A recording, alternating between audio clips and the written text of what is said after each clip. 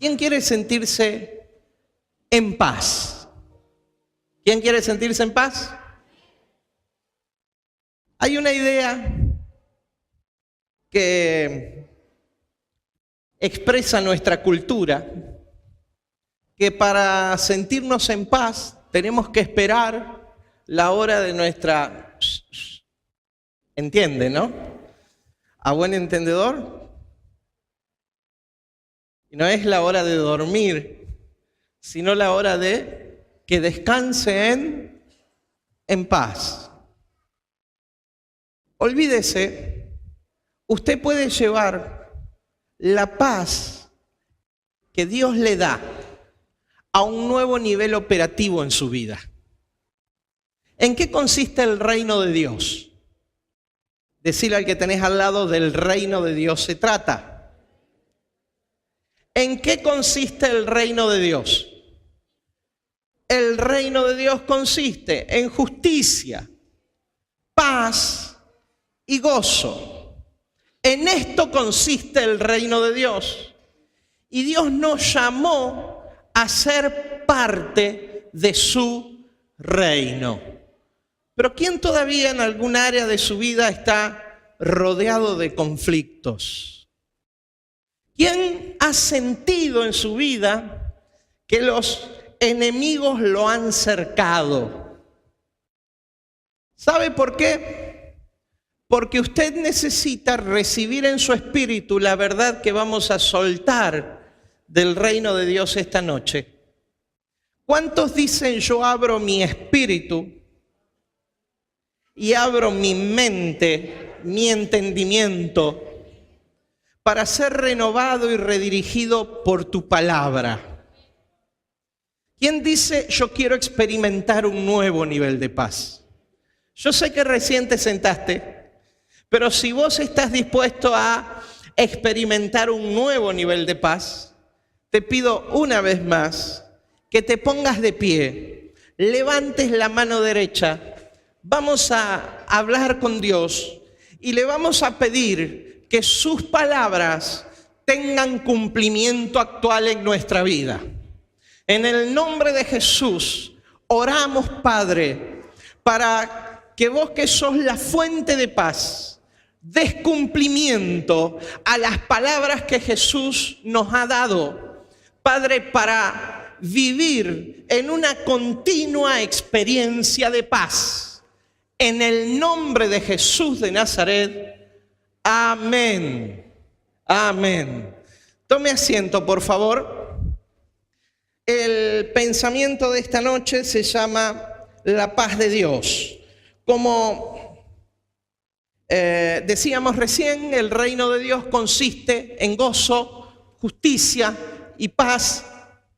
Por eso, las veces anteriores que me tuvieron acá, con cierta intermitencia, la primera vez ministramos acerca de la justicia, luego ministramos acerca del gozo y ahora, en tercer lugar, vamos a ministrar acerca de la paz, con el deseo de mi corazón, el más profundo deseo en mi oración, que esto pueda ser una realidad en tu vida. ¿Cuántos dicen: así va a ser? Diga: la paz de Dios. Diga: la paz de Dios. Bien, cuando hablamos de paz en el Nuevo Testamento, la palabra paz es una palabra que hoy se usa como nombre de mujer. No solamente paz, sino que en el idioma griego es la palabra eirene. Diga conmigo: paz. Paz. Bien, esa palabra siempre en la Escritura estuvo asociada a seguridad. ¿A qué cosa? A seguridad. Paz está asociada a seguridad. Diga conmigo: paz está asociada a seguridad. Por eso el conflicto nos perturba. Por eso nosotros no fuimos puestos para vivir en conflicto y en lucha, Siento en mi corazón que algunos de nosotros van a tener que deponer sus armas esta noche. Van a tener que bajar sus armas. Van a tener que bajar el tenor del conflicto en el que se desarrolla su vida. Porque la verdad de Dios va a redirigir tu vida. Diga conmigo paz. La paz y el amor, así como la justicia, así como el gozo, no pueden ser conceptos en nuestra vida. Tienen que ser realidades. Pero para que eso que comienza como un principio, ¿sí?, se aplique a nuestra vida, se haga operativa en nuestra vida, tiene que empezar por acá. ¿Por dónde tiene que empezar? Tiene que empezar por acá. Yo tengo que entender, diga conmigo, tengo que entender lo que Dios se propone al darme y compartirme de su paz, de la paz del reino.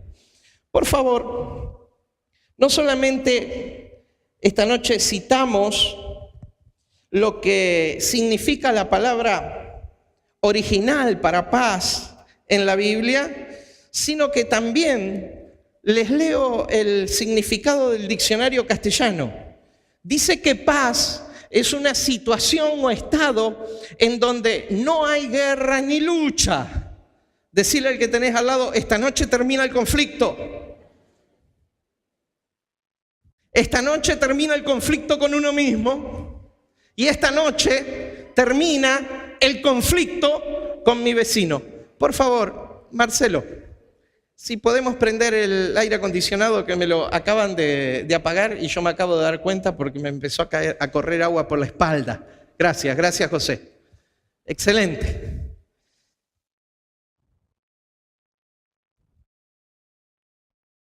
¿Cuántos desearían esta noche, hablo en potencial, basta de esas declaraciones de pura voluntad que se hacen en las iglesias? Sí, amén, quiero, yo. ¿Cuántos desean con todo su corazón y están dispuestos a esforzarse en que la paz de Dios sea una realidad en su vida? ¿Cuántos están dispuestos a esforzarse para que la paz de Dios sea una realidad en tu vida? ¿Alguien así? Si así, vos dejá levantada la mano porque yo quiero decirte algo. Para que la paz de Dios sea una realidad en tu vida y en mi vida, tenés que permitir que Dios toque tu manera de pensar. Tenés que permitir que Dios toque tu manera de pensar. Excelente. ¿Podés bajar tu mano, por favor?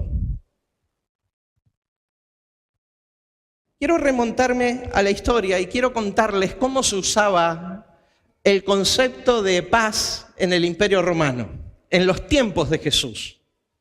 El concepto de paz era el siguiente. En idioma latín le llamaban la pax romana. ¿Y cómo era la pax romana según la cultura del tiempo de Jesús? La pax era así. Resulta que cuando algún pueblo dentro del Imperio Romano generaba una sedición, se rebelaba por algo, no le gustaba la carga impositiva, no le gustaba el estandarte de los romanos, simpatizaban con el gobierno del emperador. Lo que hacía el gobierno romano, el César, era comisionar a uno de sus senadores, a uno de sus nobles, darle 1, 2 o 3 legiones del ejército más poderoso de la tierra y establecer por medio de la fuerza la paz en aquel territorio. Entonces, antes que la paz se pudiera instalar sobre un territorio, venía un gran periodo de violencia y de guerra. Entonces venía allá el senador comisionado por el César y destruía, aplastaba todo vestigio de sedición o rebelión contra el gobierno romano. Y así venía la paz. Entonces siempre, culturalmente, en los tiempos de Jesús, cuando se hablaba de paz, primeramente era necesario un conflicto de los más violentos. Cuando Isaías en el capítulo 9 de su libro dice, hablando del Mesías, del Cristo, del ungido, dice que lo dilatado de su paz y su imperio, diga lo agrandado de su paz, lo grande de su paz, lo dilatado de su paz y su imperio no tendrán límites. Diga, la paz de Dios no tiene límites. Y si Él nos ha dado su paz, ¿por qué nuestra paz sí tiene límites? Porque no entendemos aún. Porque no podemos hacer operativo algo que no conocemos. No puede funcionar en nuestra vida algo que está fuera de nuestro alcance. Diga, la paz de Dios. ¿Y cómo es que Dios se propuso instalar la paz en su pueblo?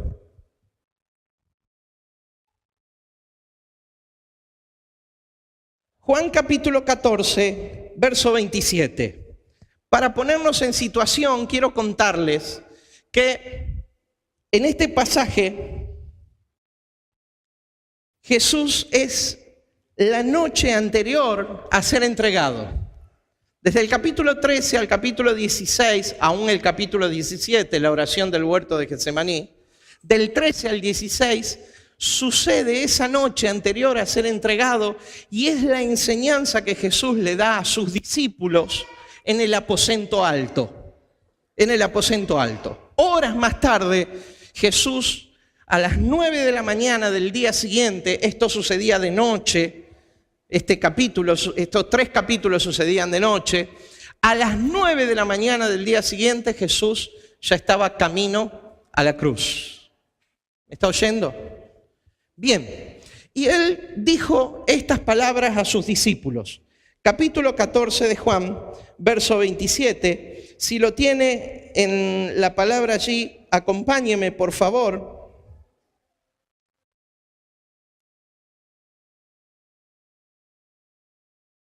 Téngame paciencia, que se me voló, la tecnología me juega una mala pasada. Dice, la paz os dejo. ¿Quién está hablando? Jesús, a sus discípulos. Y Él dice a sus discípulos, la paz os dejo, mi paz os doy. No como el mundo la da.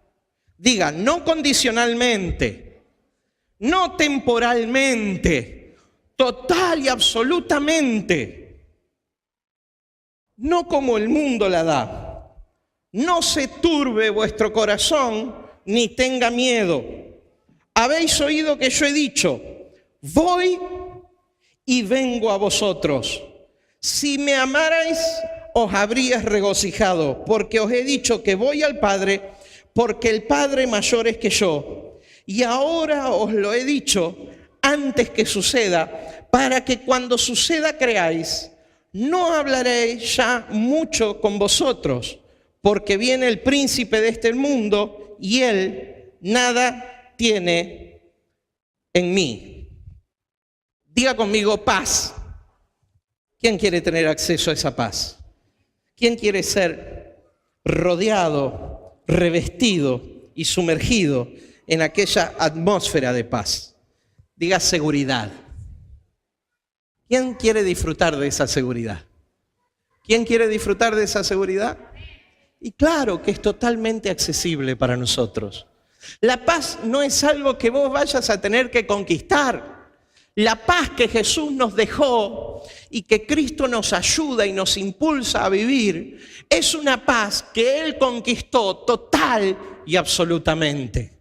Y para poder conquistar esa paz, Él tuvo que enfrentarse a sus enemigos, Él tuvo que enfrentar a nuestros enemigos y destruirlos total, absoluta y categóricamente en la cruz del Calvario. de tal manera que cualquier aspiración de poder sobre el hombre quedara totalmente anulada por el golpe que Cristo les dio a Satanás y a los otros enemigos en la cruz del Calvario. Permítame observar, por favor, cómo no es usted el que tiene que entrar en lucha con estos enemigos, porque Él ya determinó que ninguna autoridad pudieran tener sobre nosotros. Primer enemigo que Jesús destruyó en la cruz del Calvario. Diga conmigo, primer enemigo destruido. Diga el diablo. Diga el diablo. Diga el diablo. Primer enemigo aniquilado en la cruz del Calvario es el diablo. Pero ¿cuántos andamos por ahí diciendo todavía, guarda con el diablo, mi hermano? Guarda porque el diablo anda suelto, vivito y coleando y haciendo males. Y donde pueda meter la cola. Diga, levante la mano derecha por favor y diga conmigo, el diablo fue destruido. El diablo fue destruido. Y si el diablo todavía opera en la mente y el corazón de algunas personas, es porque esas personas no tuvieron acceso a la verdad de que el diablo fue total y absolutamente destruido. ¿Cuántos desean hacer operativa esta verdad en su vida de tal manera que usted no tema más? Ni tenga miedo. Mis pasos dejo, mis pasos doy, no como el mundo la da. Por lo tanto, no se turbe vuestro corazón, ni tengan miedo. ¿Quién nos enseñó a tenerle miedo al diablo? El diablo sigue un proceso de destrucción al que fue expuesto. Y es como yo se lo voy a contar ahora. En primer lugar, el diablo fue desalojado. ¿Qué pasó?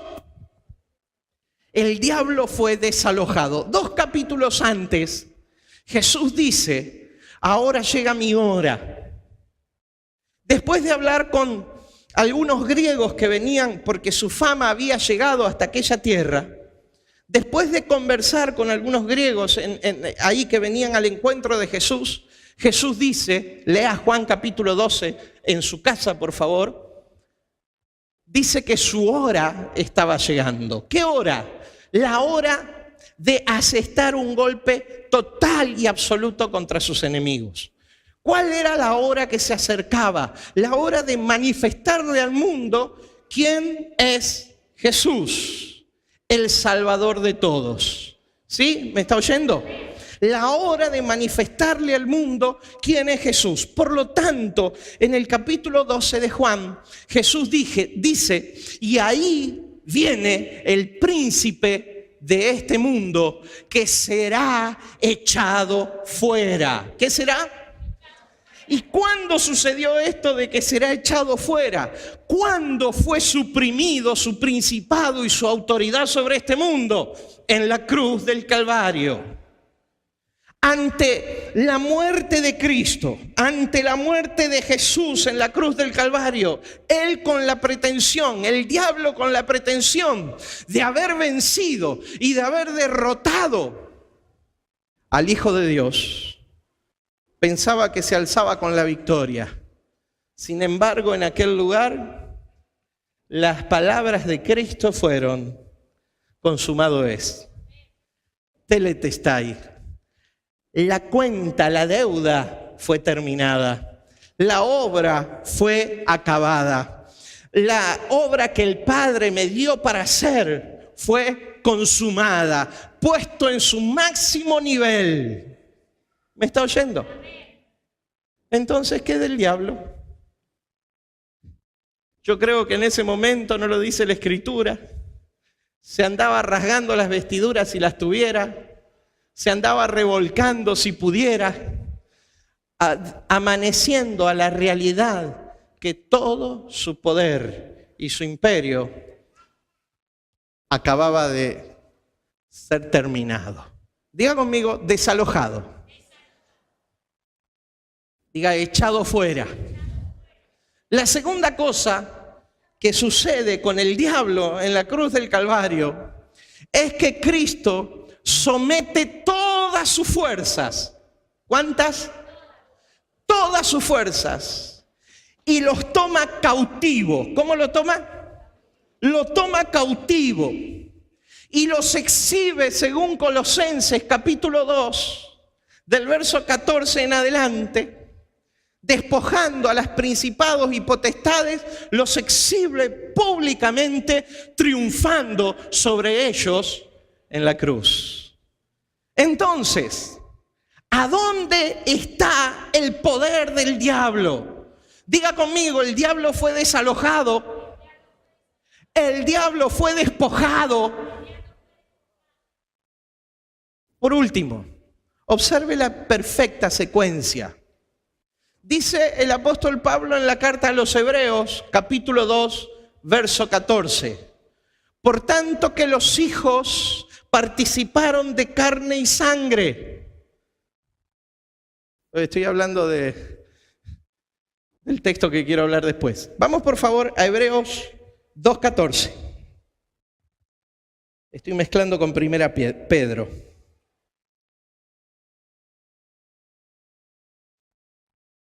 Carta a los Hebreos.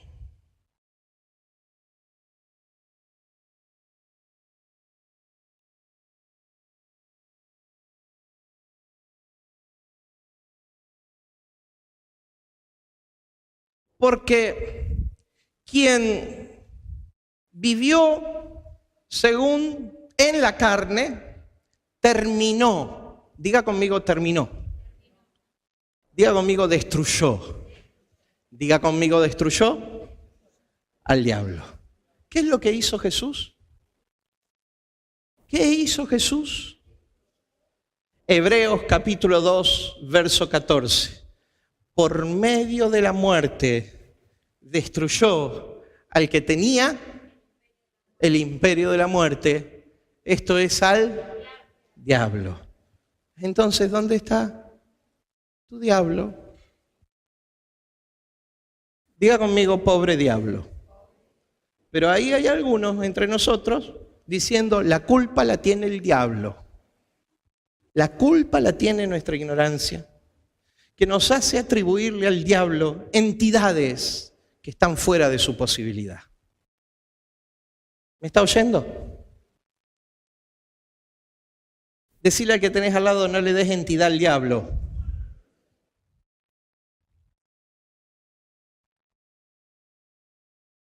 Pero al hombre en su miseria,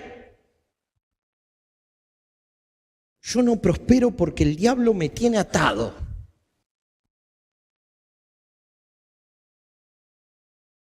¿Te tiene atado el diablo? ¿Cómo está el diablo? Desalojado. ¿Cómo está el diablo? Despojado. ¿Y cómo está el diablo? Destruido.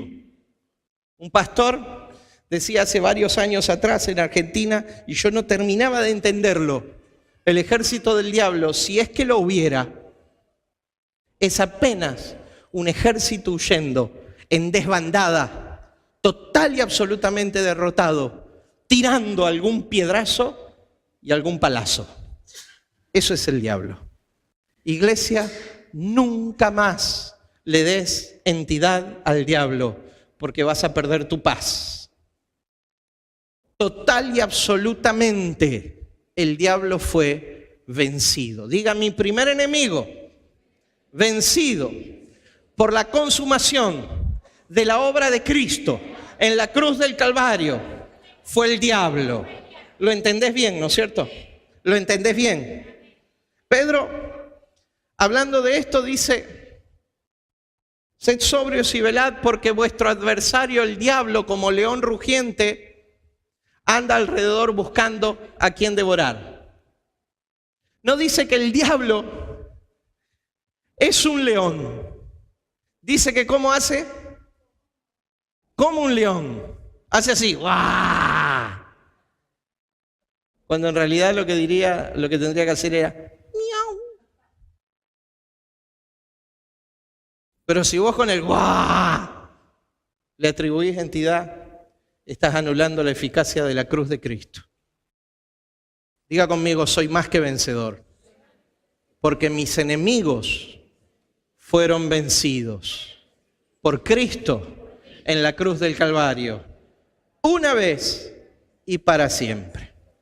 Segundo enemigo, decirle al que tenés al lado, ve, no pierdas tu paz.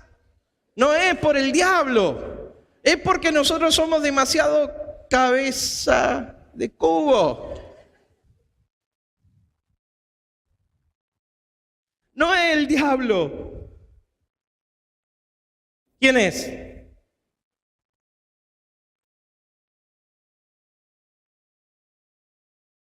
Si a vos te despiden de tu trabajo porque mentís o porque robaste, ¿qué tiene que ver el diablo? Porque él es padre de mentira y ladrón. Diga, no tengo que ser cabeza de cubo.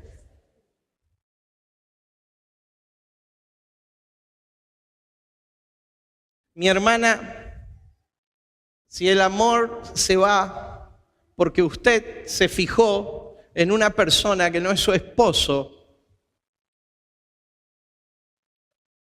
esto no tiene que ver con el diablo.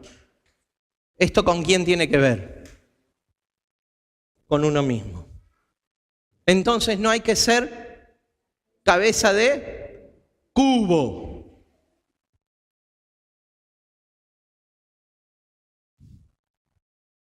Oh, qué triste sería que se vayan acordando de la frase cabeza de cubo y no que nuestros enemigos están vencidos.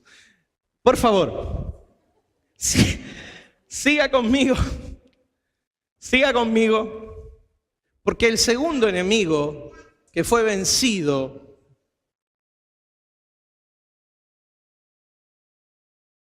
es el pecado. ¿Qué enemigo fue vencido? ¿El primero cuál es?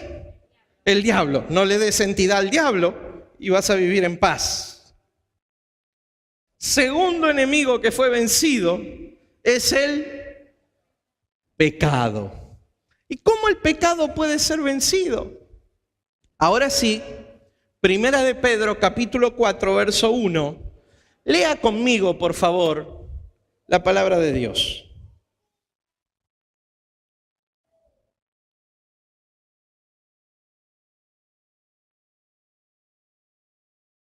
Puesto que Cristo ha padecido por nosotros en la carne. ¿Qué quiere decir eso? Cuando Él se encarna en Jesús, ¿sí? Padeció por nosotros. ¿A dónde? En la cruz. Ese es el padecimiento de Cristo. Escuche, por favor. Puesto que Cristo ha padecido por nosotros en la carne, vosotros también armaos del mismo pensamiento. Más adelante en el capítulo 16 de Juan, más adelante del 14 que leímos, dice que en el mundo tendremos aflicción. Claro, porque es nuestra participación en la carne. ¿Sí? Dice la Escritura, vosotros también armaos del mismo pensamiento. Decirle al que tenés al lado, hay que pensar. Pues quien ha padecido en la carne, escúcheme por favor, observe lo absoluto del término, terminó. ¿Qué fue lo que dice? Terminó. ¿Con qué enemigo terminó? Con el pecado. ¿Con qué terminó? El que padeció en la carne, ¿qué es lo que hizo? Terminó con el pecado. ¿Qué hizo? Pero ahí estamos nosotros luchando con el pecado. A ver, ahí estamos nosotros luchando con el diablo. ¿Qué haces luchando con el diablo? Y ahí estamos nosotros luchando con el pecado. ¿Qué haces luchando con el pecado? ¿Cómo está el diablo?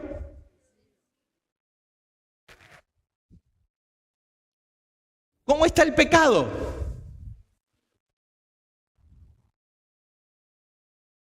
Entonces vos tenés que entrar en la victoria de Cristo. No tenés que luchar contra el pecado. ¿Sí o no? ¿Sí o no? ¿Estás dispuesto a entrar en la victoria de Cristo? ¿Qué hizo Jesús con el pecado? ¿Qué dice la Escritura? Que en la cruz cargó con el pecado.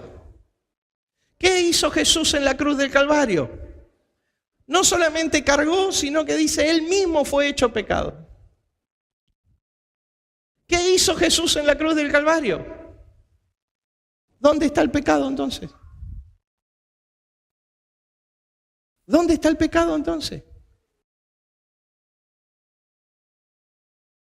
Diga conmigo, el pecado quedó acá. Por nuestra instrucción religiosa y tradición, ¿el pecado dónde quedó? No vaya a ser, estaba hablando con alguien, hijo de la casa esta semana, que me dice, entonces apóstol, si el pecado fue terminado, yo puedo hacer lo que quiero, y se le estaba escapando la tribu entera de la vida. No, escúcheme por favor. Porque Cristo murió para que los que conocemos esta verdad vivamos en completa y plena libertad. Sepa hacer uso responsable de su libertad. Pero claro, si ya no tengo al diablo para echarle la culpa, ni al pecado para echarle la culpa, entonces, ¿quién es el responsable? ¿Quién es el responsable? Si el diablo no es más el responsable de lo que me pasa, si el pecado no es más el responsable de lo que me pasa, ¿quién es el responsable? Y acá está el problema, que no nos animamos a enfrentar. La destrucción de mis enemigos me hace total y absolutamente responsable de hacer operativa la verdad de la victoria de Cristo en mi vida. No hay un pastor que te pueda hacer vivir algo a vos. No hay un ministro sobre la tierra que te pueda hacer vivir algo a vos que vos no estés dispuesto a conquistar por tus propios medios, a través de la fe de Dios puesta en la victoria de Cristo en la cruz del Calvario. ¿Quién venció? Entonces, ¿qué me vas a venir a contar? No, apóstol, lo que pasa es que a mí me tira esto. ¿Qué te tira? Algo que fue terminado. Algo que no tiene ningún poder y ninguna autoridad, porque fue juzgado en la cruz del Calvario, que ya está. Eso es lo que te tira. ¿Sabes lo que te tira? Tu falta de responsabilidad frente a tu vida. Dios te ha dado el don de la vida y me ha dado el don de la vida para que aprendamos a sacar lo mejor, para dando lo mejor, poder recibir lo mejor de parte de Dios. Y nosotros nos enredamos en cosas que nos hacen perder la paz. Mi hermano, mirá al hermano que tenés al lado y decirle, disfrutá a plenitud la vida. Trata de mirarlo a los ojos, hace una conexión real.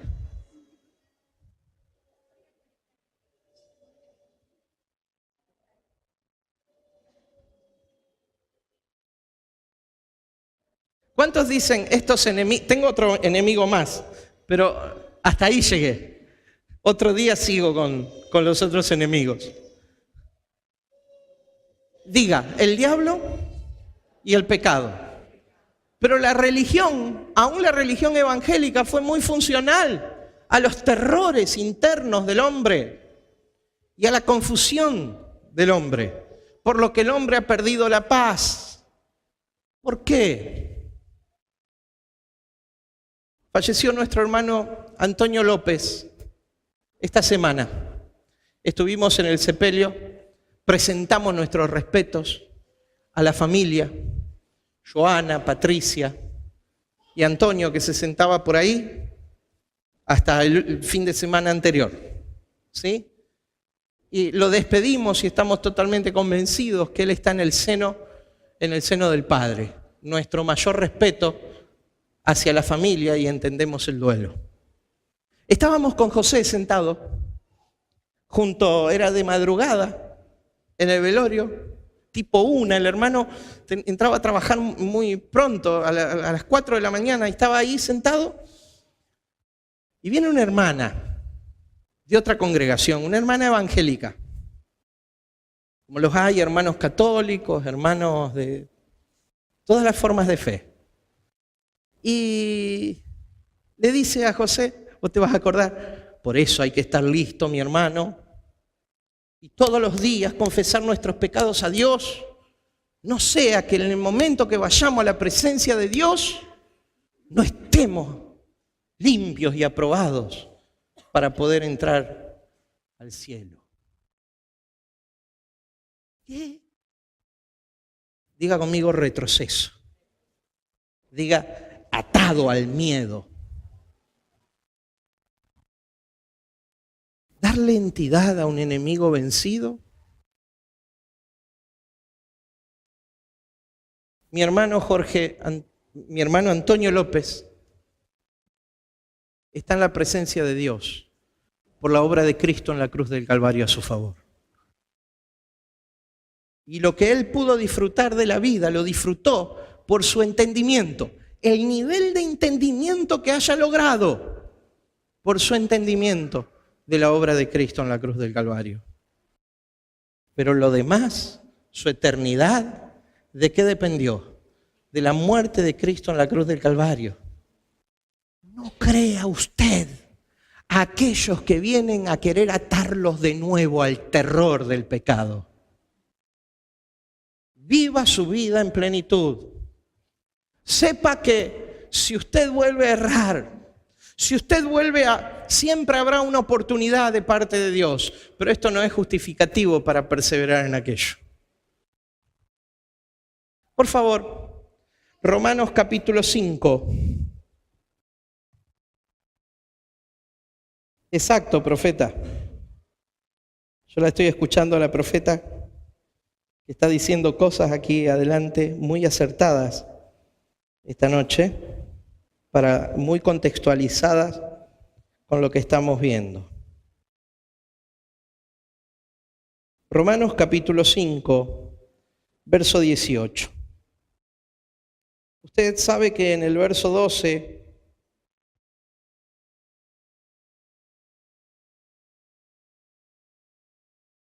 dice que como el pecado entró al mundo por un hombre, así, y con el pecado la muerte, así la muerte pasó a todos los hombres por cuanto todos pecaron. Pero el verso 18 dice así: así que, como por la transgresión de uno vino la condenación a todos los hombres, de la misma manera. Usted está leyendo la Biblia, ¿no? ¿Sí? Bueno, déjese persuadir por la palabra entonces. Así que, como por la transgresión de uno vino la condenación a todos los hombres, de la misma manera, por la justicia de uno, vino a todos los hombres la justificación de la vida. Diga conmigo, nunca más voy a tener miedo al pecado, una entidad derrotada y vencida. ¿Cuántos dicen conmigo, soy libre? Soy verdaderamente libre. Soy verdaderamente libre. Soy verdaderamente libre. Pero allá es la responsabilidad de cada quien. Aprender a vivir en libertad o volverse a atar al yugo de la religión que le dio entidad al diablo y le dio entidad al pecado. ¿Quién dice, nunca más voy a darle poder a un diablo destruido, ni atribuirle, ni atarme a un pecado vencido? Nunca más. Mi hermano, es necesario que nosotros cambiemos en la medida que Cristo se revela en nuestra vida ir moviéndonos a la perfecta voluntad de Él, a la perfección de su palabra. ¿Cuántos dicen, yo la verdad, apóstol, hasta esta noche, yo creía que el diablo estaba haciendo cosas todavía? ¿Sabe, apóstol? Yo hasta esta noche creía que el pecado todavía me podía dañar mi posición y mi condición de hijo. Pero esta noche yo decido aceptar que la victoria de Cristo en la cruz del Calvario es suficiente para terminar con el diablo y con el poder del pecado. ¿Alguien dice, yo esta noche acepto esto como verdad fundamental en mi vida? ¿Habrá alguien? Si alguien así, por favor pase al altar ahora. Tengo una historia más para contarte. Tengo una historia más para contarte.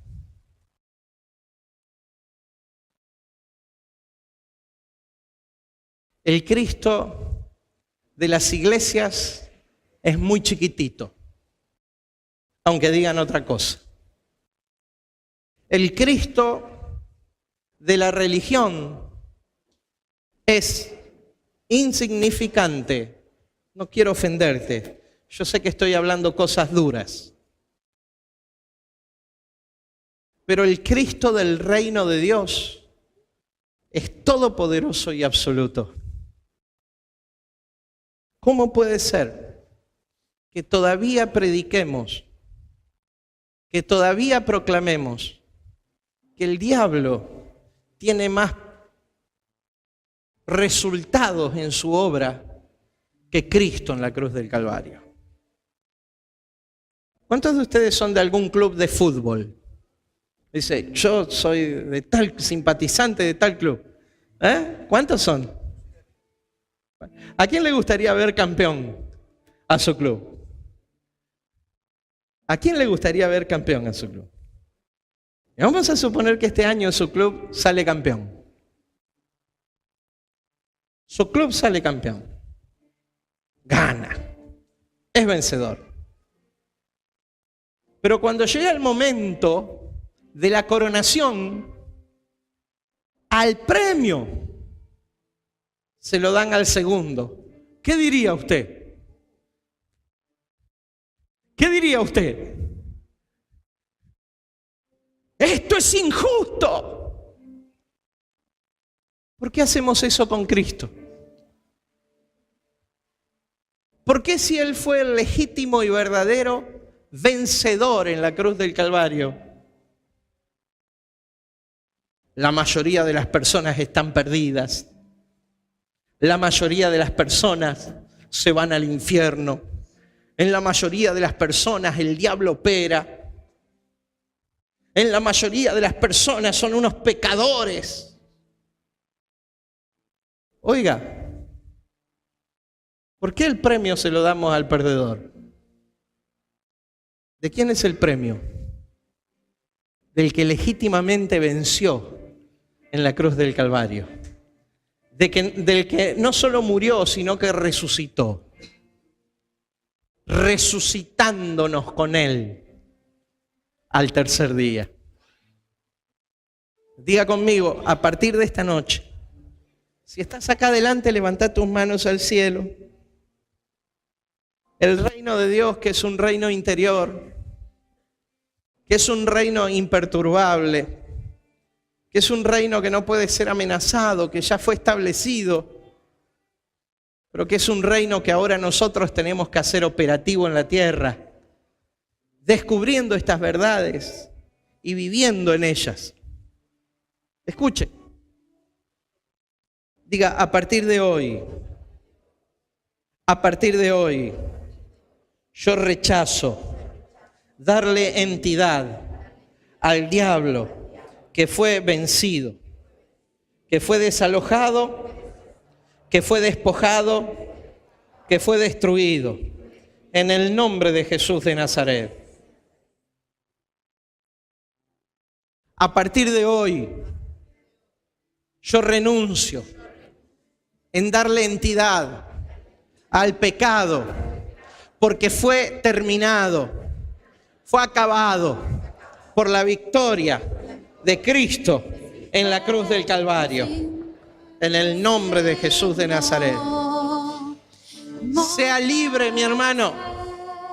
Ahora sí, con total y absoluta legalidad, diga: soy libre, soy libre, soy libre, soy libre, soy libre, soy libre, porque mi Cristo me hace libre, porque mi Cristo me hace libre. Me hiciste digno, mostraste tu amor a través de la cruz.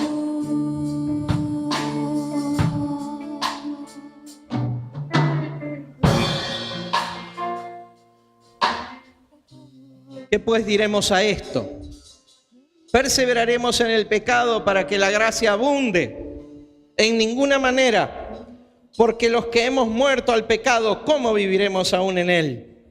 ¿O no sabéis que todos los que hemos sido bautizados en Cristo Jesús hemos sido bautizados en su muerte?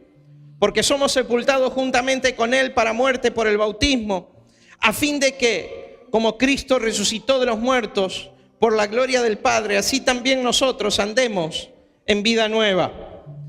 Porque si fuimos plantados juntamente con él en semejanza de su muerte, así también lo seremos en la de su resurrección, sabiendo esto, que nuestro viejo hombre fue crucificado juntamente con él, para que el cuerpo del pecado sea destruido, a fin de que no sirvamos más al pecado. Verso 12. No reine pues el pecado en vuestro cuerpo mortal, de modo que lo obedezcáis en sus concupiscencias, ni tampoco presentéis vuestros miembros al pecado como instrumentos de iniquidad, sino presentaos vosotros mismos a Dios como vivos de entre los muertos, y vuestros miembros a Dios como instrumentos de justicia. Diga conmigo: soy libre. Soy verdaderamente libre. Verdaderamente libre. Deje de vivir una fe que era para otro tiempo. Comienza a vivir la verdad de la plenitud de Dios en usted. Comience a hacer operativa la fe del Hijo de Dios en su vida. Dios te bendice, mi hermano. Adoramos a Cristo ahora.